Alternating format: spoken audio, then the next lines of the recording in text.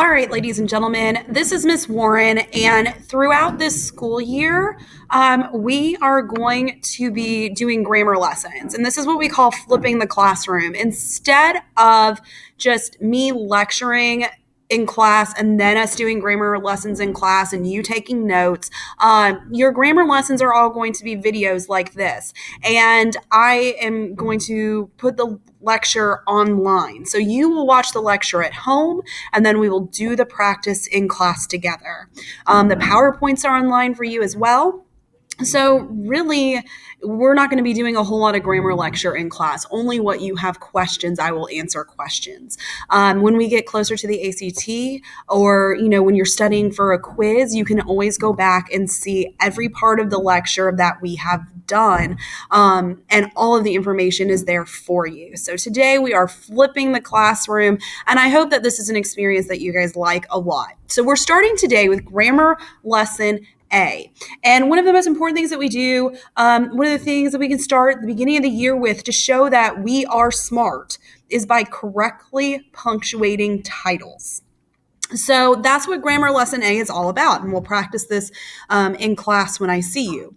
But longer text, we underline if we are handwriting. We italicize if we are typing. So by a longer text, what I mean are novels, plays, magazine titles, so like People Magazine, Southern Living Magazine, newspapers like the Herald Leader, films and movies, television programs, long like epic poems like the Iliad, the Odyssey, things like that. Those long epic poems are underlined. Beowulf. Works of visual art, so like paintings are underlined, comic strips are underlined, video games, websites, and album titles from like musicians. Now, shorter text, we put quotation marks around. So essay titles, articles inside magazines and newspapers, we put quotations around. Short stories, short poems, songs, and television program episodes all get quotation marks. So just remember, if it is a long text, you underline it or italicize it. If it is a shorter text, you use quotation marks around it. So if we are practicing Miller's The Crucible, it is a play. So we would underline it. We would put an underline here. The Onion is a website. So we would underline. Mark Twain's Advice to Youth. It is an essay rather. So you would put quotation marks around it. Hurston's Crazy for This Democracy is an essay. We would put quotation marks around it. Impose the Telltale Heart is a short story, so we would put quotation marks around it.